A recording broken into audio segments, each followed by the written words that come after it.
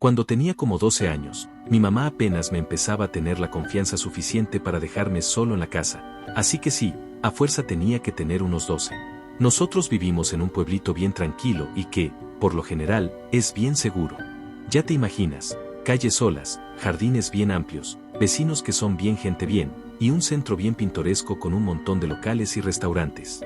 La neta es que no es de esos lugares donde ocupas andar cuidando tu espalda en la noche si vas caminando solo ni nada por el estilo. Se siente esa paz, y yo creo que por eso mismo mis papás confiaron en dejarme solo estando tan chiquillo. De hecho, fíjate que todavía vivo con ellos aquí en la misma casa. La noche de la que te platico era un fin de semana. Mis papás me iban a dejar solo toda la noche. Cuando estábamos más morrillos, mi hermana mayor y yo nos quedábamos con mis abuelitos, pero esa vez mi hermana no estaba, quién sabe dónde andaría, y como yo ya estaba grandecito para quedarme solo a esa edad, mis papás decidieron que ya era hora de calarme. Como mis papás nos tuvieron bien jóvenes, siempre han sido bien activos, de esos que se la pasan viajando o saliendo los fines con sus amigos. Me dejaron una feria para que me pidiera una pizza para cenar. La neta, era el plan ideal para un niño de 12 o 13 años. La casa para mí solito, videojuegos toda la noche y pizza de cena. En ese entonces yo estaba bien clavadote con los juegos de James Bond, me encantaban de morro, así que le estaba dando a Nick Fury por como quinta vez. Ya que se me pasó la emoción del juego y me empezó a rugir la tripa, pedí una pizza a un lugar que se llamaba Giannis. Ya tiene un buen que lo cerraron, pero en ese tiempo era el lugar de cajón para nosotros. Me pedí una pizza de pepperoni y unos palitroques. A esa edad me bajaba fácil media pizza yo solo sin broncas. Mi mamá me encargó mucho que, en cuanto terminara, envolviera lo que sobrara en aluminio y lo metiera al refri luego.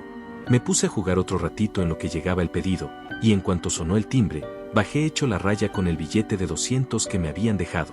Mi mamá me dijo que le diera una buena propina, unos 40 o 50 pesos, porque el local estaba aquí a la vuelta, a unas 3 cuadras, y pues era buen dinero para el repartidor. El chavo que traía la moto se veía ya de unos 30 y tantos, pero se veía bien descuidado, medio desaseado, la verdad. Traía una barba bien larga, de esas que se ven sucias, lentes y una gorra de trailero negra. Le di el billete y le pedí el cambio exacto. Mientras me contaba las monedas y los billetes, sentí que se me quedó viendo bien raro, y luego, bien descarado, echó el ojo por encima de mi hombro para ver qué había adentro de la casa. ¿Estás tú solo aquí, mijo?, me preguntó el tipo con una voz que no me gustó nada. Se me hizo una pregunta bien fuera de lugar y bien gacha. Mis papás siempre me habían dicho que me pusiera bien trucha con la gente de la calle y que no diera información de más. Por puro instinto, le contesté, no, mis papás ya vienen para acá ahorita, pero la neta fue una respuesta bien tonta. Era más que obvio que no había carros en la cochera y yo era un niño recibiendo una pizza solo en la noche. En cuanto me dio el cambio, le cerré la puerta de un golpe, ni gracias le di. Me fui a la cocina, me cené mis rebanadas y guardé lo demás en el refri como me dijeron. Luego me subí a seguirle con el juego de James Bond, pero ahora con el agente Ander Fire. Ese no me gustaba tanto como el otro, pero pues era lo que había. Ahí se me pasaron las horas volando. Total que me subí a mi cuarto y se me pasaron las horas volando ahí con el juego. Ya eran como las 11 de la noche cuando, de repente, vuelven a tocar el timbre. La neta, lo primero que pensé fue, ya llegaron mis papás, porque se les había de haber olvidado la llave o algo así, ya ves cómo son.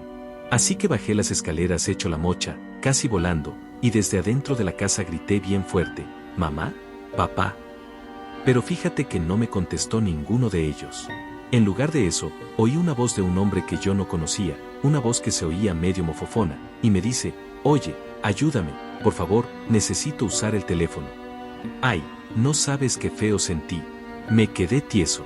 Le pregunté que quién era, pero el tipo no me decía su nombre, nomás repetía una y otra vez lo mismo.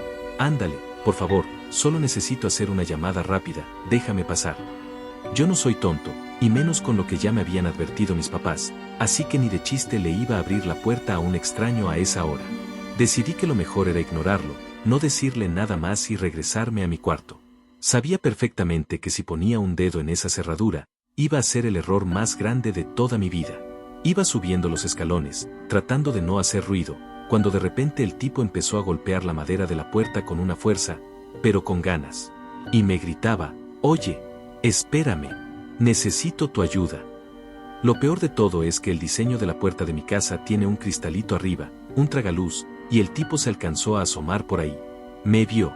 Cuando volteé, alcancé a ver su silueta allá afuera en el porche, entre la oscuridad. No la alcanzaba a ver bien la cara ni los ojos, pero se notaba clarito que se me estaba quedando viendo fijo, esperando a ver qué hacía yo. Me entró un pavor de esos que te entumecen el cuerpo. Salí corriendo al cuarto de mis papás porque ahí es donde teníamos el teléfono de base, el de la línea fija. Le marqué luego al celular de mi mamá. Ella me contestó y, por cómo hablaba, se notaba que ya andaba bien alegre, ya se había tomado sus copitas de vino con sus amigos. Pero en cuanto escuchó mi voz y le dije que había un hombre afuera queriendo entrar a la fuerza, fíjate que se le bajó la fiesta al instante. Se puso bien seria y me empezó a preguntar cosas bien rápido. Me preguntó si yo le había contestado al tipo o si el hombre sabía que yo estaba ahí solito. Le dije la verdad, que sí le había gritado pensando que eran ellos. Mi mamá se puso todavía más nerviosa y me preguntó si yo creía que alguien más sabía que me había quedado encargado de la casa. Ahí fue cuando me cayó el 20 y me acordé del repartidor de la pizza de hace rato. Le platiqué lo que me había preguntado el de la moto, y justo en ese momento, el timbre de la casa empezó a sonar otra vez. Pero ahora no era una vez, era de esas veces que le pican y le pican sin soltarlo. Yo ya estaba llorando, la neta, y le decía a mi mamá por el teléfono, es que no se quiere ir. Sigue ahí afuera.